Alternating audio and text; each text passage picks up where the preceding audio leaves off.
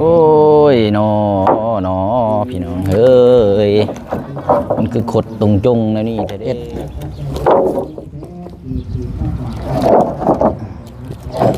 8ตัวนี้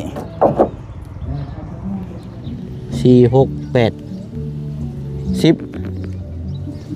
เอา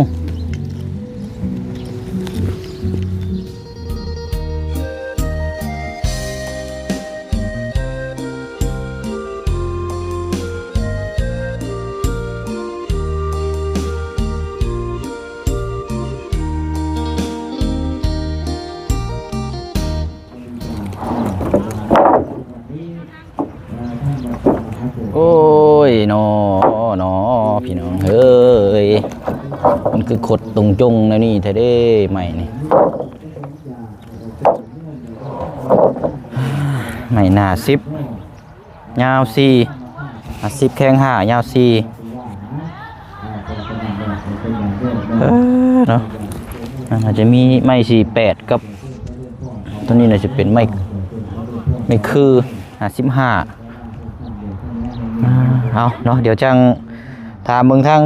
พอสร้างเพิ่นน้ำกันอีกพี่หน่อยเนาะแล้วก็จังมาเช็คเบิ่งน้ำกันอีกเนาะเอาถือว่าตัดภาพเปิดกล้องมาพี่น้องเนาะอยู่ณวัดมหาโชคที่พี่น้อง FC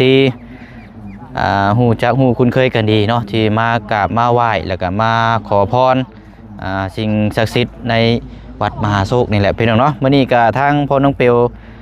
พร้อมทางครอบครัวเดินทางขึ้นมานี่แหละพี่น้องเนาะเวียกงานตัวที่ว่าเฮาก่อนหน้ามามื้อนี้ก็ทางเพิ่นก็ได้ติดต่อมาทางเจ้าภาพเนาะว่าไม่มาส่งแล้วว่าซั่นเนาะก็ได้เข้ามาอัปเดตมาเบิ่งหน้าเวียกงานเนาะพี่น้องเนาะเดี๋ยวทางถามไทยเบิ่งทางสร้างว่าเพิ่นก็สิดำเนินการมื้อใดเนาะกราบสบายดีและสวัสดีพ่อแม่พี่น้องเบิดสุขุสุคนพบเจอกันอีกคือเก่าคือเดิมพี่น้องเนาะมื้อนี้เข้ามาวัดโดดลืมเอาแพผ้าขม่ามามื้อนี้พี่น้องเอ้ยเนาะก็เลยใส่แต่เสื้อขาวแบบธรรมดามื้อนี้สภาพอากาศครึ้มฟ้าครึ้มฝนบ่แน่ช่วงบ่ายจะว่าสิตกบ่จักอันนี้เนาะเมื่อวานนี้ก็ตกได้เขตนี้ก็เจ้าว่าพี่น้องเอ้ยเนาะน้ำจนไหลถนนหนทางน้ำจนอ่างเนาะเอาเดี๋ยวจังมาเบิ่งมันยังสานี่เนาะโอ้ปูนเนี่ยทางสร้างคนมาอยู่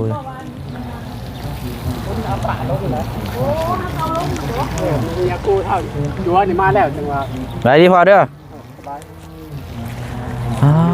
เนาะมากบแล้วนี่เนาะใช้กันทางพอบุญมาเลยฮะยังเมื่อบ้านยังเมื่อเอากบแม่นกบเฮ็ดกินนี่บ่หรือว่ากบหยังกบผลชอบไม้กบไม้เนาะแม่นหากมาเฮ็ดมื้อนี้บ่พอแม่นไม้เฮามันครบเบิดแล้วบ่นี่น่ะตามที่สร้างไปนะยังพอแป้นปูเหลือแต่แป้นบ่โดยเบิ่งมันคือกองคือยังน้อยแท้สิดอกมันบ่ได้สั่นเกินไปบ่ยาว4 เมตรบ่ยาว4 เมตรต้องเหลือเมตรระวัง10 เซนวันนี้ตัวนี้นี่เฮาอันว่าคือนี่เฮาต่อเอาไว้เนาะพอแม่นแหละต่อกันเฮ็ดชาวชั่วเดียวเลยนี่มันบ่มีไม้เนาะบ่มีไม้สั่นต้องได้ใช้ไม้ยาวกันนะมันต้องต่อแบบนี้เนาะ2 เซน2 เซนท่านเชื่อว่าก็ต่อในช่วงกลางนะนี่เนาะแม่นต่อในช่วงกลางเนาะช่วงกลางเอาไม่คือสิพออยู่ตัวพออยู่บ่อันนี้เพิ่นห้องไม่คือมันบ่แม่นล่ะไม่คือตัวต่อเทิงเลยใช่ไม่ข้าวครบเบิดแล้วว่าทั้งเบิดน่ะมันใช้จักโตพอตัวนี้นะเรายังบ่ได้นับเบิ่งไปนับเช็คเบิ่งบ่ไปเพราะว่าตัวนี้ต่อเนาะเดี๋ยว2 4 6 2 4 6เท่ากับต่อนี่เป็น8โตแล้วเนาะทั้งรุมเนาะ8แล้วก็ทั้งเทิงก็เป็นเท่าไหร่เป็น86โตบ่16 เซนแล้วตัวนี้เนาะ2 เซนแล้วเดี๋ยวนี้2เดี๋ยวมาเบิ่งมานับเบิ่งก่อน เพราะว่าอันมาจังมือแล้วก็ไม่นี่ มาก็มาเข้ามาวานนี่เลย เข้ามาเมื่อวานนี่บ่ แม่นเลย อ๋อแต่ว่าไม้มันเป็นไม้ดิบเนาะ เป็นไม้ดิบ ไม้แบบไม้ยังบ่ ดีเด้ มันก็เลยอยากคดเนาะ ขุดก็เบ็ดเอาเองบ่ยากบ่ยาก เพราะกันว่าสร้างว่าได้นี่ก็โอเคอยู่เช็คเบิ่งอยู่พอจักโต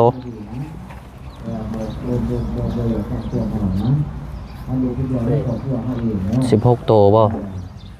เราบ่แยกไว้ให้เนาะเราบ่แยกเป็นชิ้นส่วนไว้ ลงก็ได้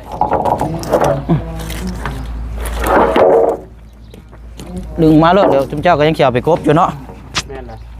ดึงแยกมาก็ได้พอเบิ่งน้ำกันก่อนเช็คเบิ่งไม้ก่อนพี่น้อง แม่นอันตัวนี้ตัวนี้ ตัวนี้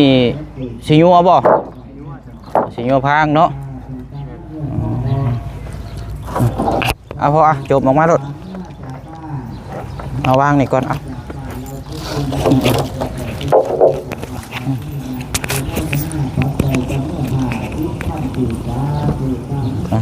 เดี๋ยวแป๊บนึงเด้อ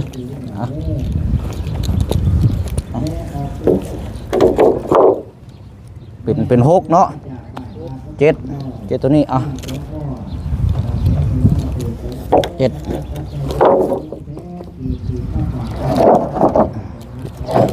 8ตัวนี้เรื่องเขาวางก่อนเด้อ9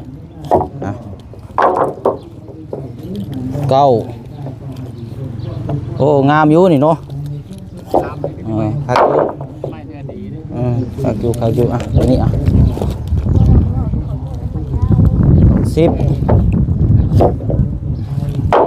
เป็นยาวมันไม่ข้าวนะ 10เดี๋ยวเป็น10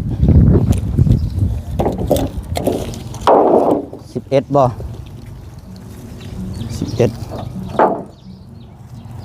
พี่อยู่พี่เนาะ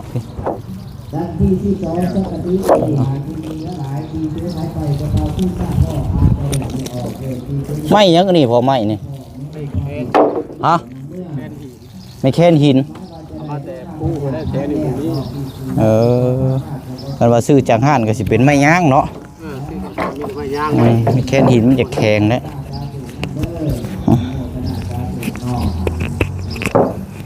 ใช้อยู่ใส่เบิดบัดนี่เบิ่งเรื่องย่ำบ่เขาสิชิกลงก่อน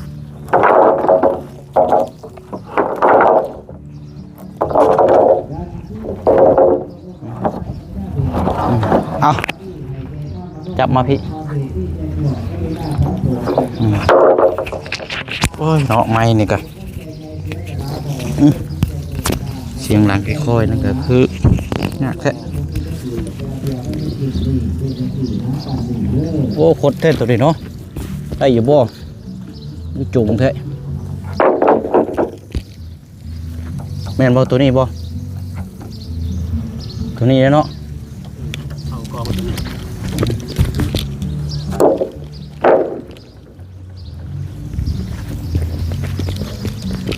แม่นบ่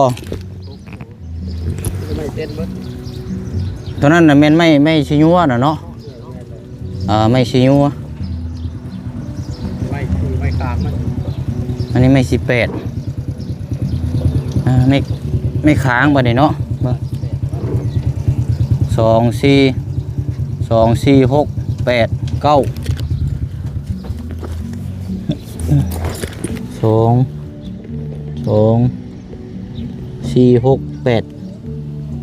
10 เอา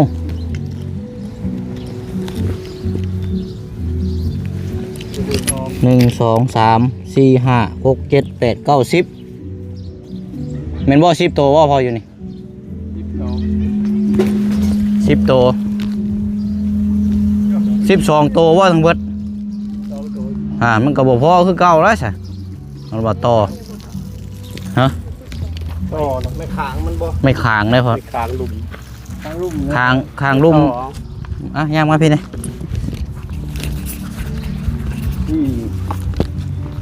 8 โต 8เทิงๆเลยใช่บัดนี้ ทั้งกับ8เป็น16เนาะ แม่น แต่ว่ามันใช้ต่อเอาเนาะพอเนาะ โต ห่านมันมี12ตัวนึง ดงว่าบ่ครบซะ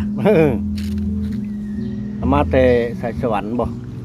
เฮาบ่ฮู้ช่ำนะว่าไม่จักเพิ่นส่งมาแต่ไสเพราะว่าโทรก็บ่ติดเพราะว่าทางอันเจ้าภาพทางเอ้ยเพิ่นติดต่อทางพี่น้องเขาเจ้านะ แม่น แต่ว่าเฮาเฮ็ดดำเนินการแบบว่าโดยตรงเลยนะเฮาสิง่ายอยู่แต่ว่าเฮามาเบิ่งเวียงจังซี่ละมันขาดกับจังหวะกันแค่นั้นละ แต่มันบ่นั่นแล้วก็ ลมกันเนาะ รวมกันแล้ว ได้ซะเพราะว่าต่อเลยมันก็ต้อง16ตอนนั้นน่าจะเป็นชิญัว ยุ่งต้อง86 ชิญัวนี่ก็บ่พออีกนี่ ยุ่งนี่โซมันจะเข้าอันบ่ลึก เซ็กโตน คือ6โต หรือว่าสิมาพร้อมแป้นบ่ นั่นว่าไม่แลว่ายังคิดไม่ยาวยังสิมามื้อนี้ ไม้ยาวนี่สิเป็นไม้ขาวนะนี่เนาะแม่นบ่ ก็มีพิษไม่เช็ดนั่นไม่ขาไม่ขาวยันไม่ขาวตัวยาว อืม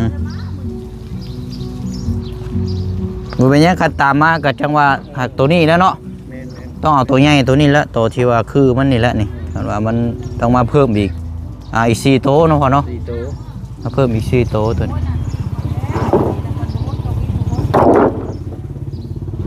ไม้นี่น่ะตัดมาแต่ภูซั่นบ่ เป็นมาได้โป้งไป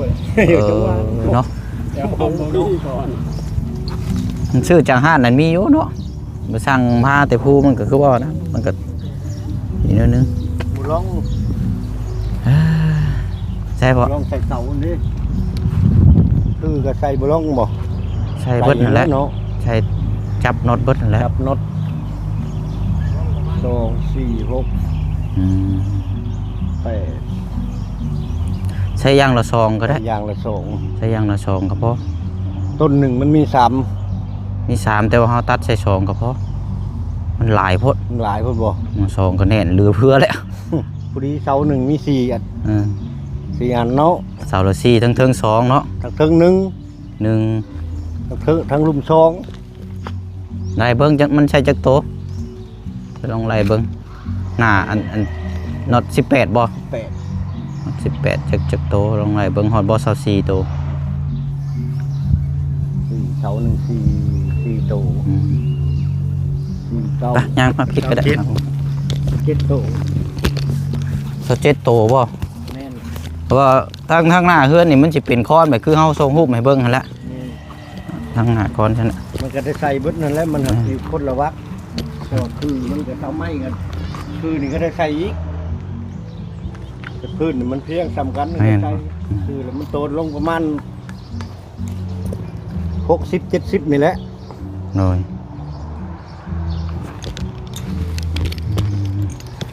โอ้เนาะเฮ็ดใหญ่คักอยู่แล้วเนาะเน้นทึมๆอยู่นี่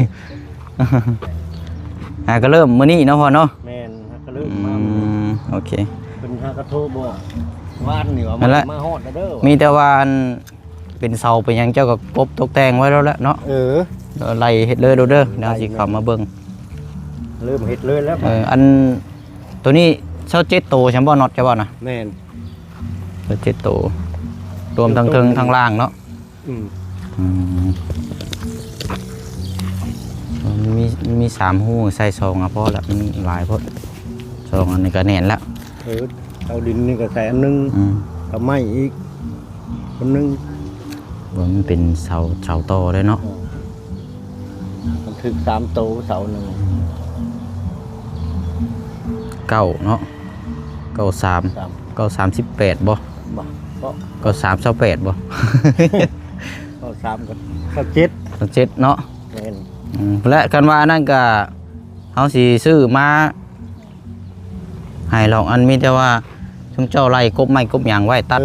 ต่อตัดหยางไว้เด้อพอเด้อให้ได้รถบัดนี้พอไม้ก็เริ่มทยอยมาเลยนะพากันได้ครับอันตะปูเนาะตะปูยังมีแล้วบ่ ยังอยู่บ่ ตู8 ตะปู8กับ10บ่ ตู8กับ10 ยางละแก๊สก่อนก็ได้เนาะ แม่น เดี๋ยวสิอันแลนขึ้นมาให้อีกเทื่อนึงไม่แต่ว่าก็ยังบ่ทันได้เฮ็ดง่ายแล้วว่า อยู่คันว่าอันน่ะกบไม้ครบก็ได้ ประมาณจักมื้อ ขึ้นค้างแม่นแล้วมืออื่นว่ามืออื่นมือฮื้มประมาณ2มื้อนะสิได้เอา เออ ค้างนี่ขึ้นแล้วก็สิ มื้ออื่นนี่ได้ขึ้นคางอยู่บ่ซะ เออ คันว่านั้นเฮาสิได้เอาไปซื้อแล้วเฮาสิเอามาให้เด้อน็อต10น็อต18เนาะ 18 กับตะปูเนาะว่าแต่ว่าจะได้ขึ้นคางมื้อน่ะมื้อยันเฮาบ่ได้มาเนี่ยเพราะว่ามีอยู่บ้านมันเพิ่นจัดงานบุญใหญ่เด้บุญบั้งไฟ แต่ที่ม่วนเนาะ ก็ธรรมดาเนี่ยบ่ถึงกับม่วนหรอก แต่ว่ากับมันก็จัดนักจัดเต็มใครกว่าปีที่ผ่านมาอยู่ยินเพิ่นว่าสาตามนั้นได้พอเด้อพากันเฮ็ดได้ก็ได้มันขาดหยังเพิ่มเติมก็จังแจ้งเนาะแจ้งเฮ็ดไปตามรายการเฮานะเฮ็ดขั้นตอนไปหั่นละอันสิไปออกไปซื้อน็อตก่อนพี่น้องเนาะน็อตกับตะปูมาให้เราก่อนจะจังว่ากันเพราะว่าลงไปซื้ออยู่นี่แหละบ้านดงคือเก่านี่เป็นดงเห็นนี่แหละ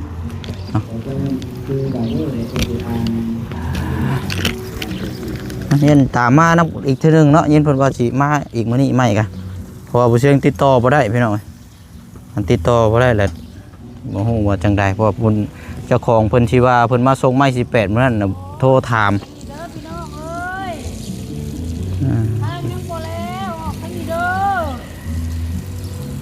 กลับรถจะซื้อแล้วว่าบ่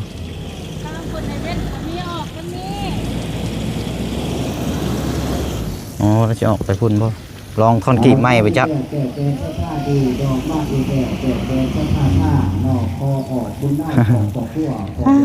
เนาะโอเคไปก็ได้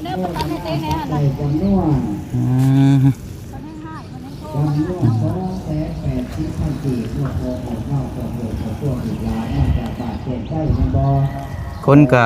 บ่ค่อยหลายปานใดเนาะทยอยผู้ไปผู้มาผู้ไปเอาทั้งแม่น้องเปียวในรอบจักเดือนแล้วบ่ได้มาจะลืมแล้วบ่มาเราไปกี่กับมากับแม่กับป้าบ่สาวบ่ มากับ มายืมจ้าชุดก่อนหากันบ่ได้ลงถ่ายงานแล้วก็ไปแล้วไปเบิ่งบ่คือฮอนเลดแท้ ฮอนแลดบ่ ว่ามาเรื่อยอยู่ เพิ่นเอารถตู้บ้านมาแต่ฟังไทยจ้ะแม่นบ่ทำมาลายอยู่นี่นะโอ้หมักม่วงเนาะมามีเพิ่นทางคอนกรีตเรียบร้อยปูทางไปตรงได้ก็จะเฮ็ดคอนกรีตกำแพงถนนคอนกรีต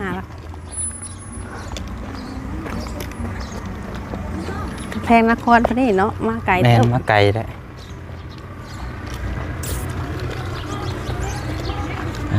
เอาเนาะไปมาอะไรกับบ่ไปขอโศกขอดาบแล้วเพิ่นบ่ไปแม่เจ้าขอสิถ่าอยู่เนาะเอ้าไปกันไปยังนะวันแดดเอ้าก็บ่ม่วนแล้วเนาะไปม่วนยังไปแล้วเฮ้ยต้องมีหมู่ไปแล้วอ่ะไปแล้วไปเพิ่นสิออกไปซื้อ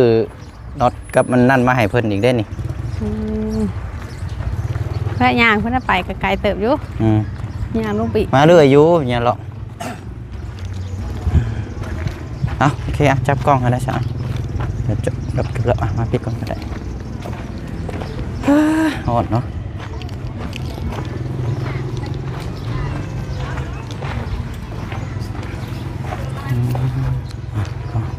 ฮอดไปหน่อยทั้งอันย่าเพิ่นบ่ได้อยู่บ่แม่นพอจังว่าเงียบเนาะฉันเข่าบ่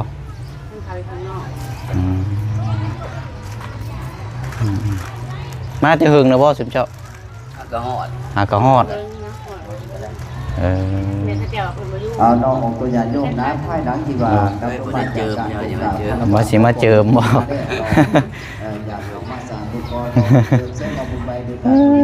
เนาะมาแต่ทางใดเนาะไอ้เป็นยีนเมืองแซ่ผู้ทองโอ้มาไกลเติบอยู่เนาะไกลอยู่พี่น้องป้าสนอมีแต่ว่าจังคุยน้ำกันบัดนี้พี่น้องเรื่องเวียกงานตัวนี้ก็เดี๋ยวอีกจักมือเดี๋ยวทาง บ่เสียงมาอัปเดตเบิ่งนํกันอีกทีนึงเนาะว่าน่าจะบางทางไม้นี่ก็ยังขาดอยู่ยังขาดอยู่แต่ว่านี่ออกไปเนี่ยก็สิไปซื้อตะปูกับน็อตมาให้ทางก่อสร้างเพิ่นดำเนินการก่อนเพิ่นสิได้คือคางและเดินไว้เลยนะพี่น้องเนาะว่าซะเนาะมีแต่ว่าก็สิได้ลำลาพ่อแม่พี่น้องไปเพียงเท่านี้ก่อนนะพี่น้องเนาะเดี๋ยวมาต่อกันในคลิปหน้าว่าสิไปทางใดแน่มื้อนี้กับพี่น้องเนาะเอาคลิปนี้สาธุอนุโมทนาบุญกับทางใจดีได้หลายเด้อเนาะอยู่ทางต่างประเทศนะพี่น้องเนาะที่ได้มีจิตน้ำใจเนาะแบ่งศรัทธาร่วมสร้างในพระพุทธศาสนาเฮาเนาะถือว่าทางเอ่ยเพิ่นก็มีเจ้าภาพหลายอย่างเนาะพี่น้องอยู่วัดนี่เนาะมื้อนี้ก็เป็นอีกกุฏิอีกหลังนึงที่ทางกำลังจะเกิดขึ้นเร็วๆนี้เนาะก็เป็นศรัทธาจากเอ่ยเพิ่นพร้อมครอบครัวจังได๋ก็ฝากพ่อแม่พี่น้องติดตามผลงานเบิ่งนํกันนี่เลยพี่น้องเด้อเนาะมื้อนี้เนาะบ๊ายบายเด้อพี่น้องเด้อสาธุอนุโมทนาเนาะแก้วแกนศรัทธาแม่ออก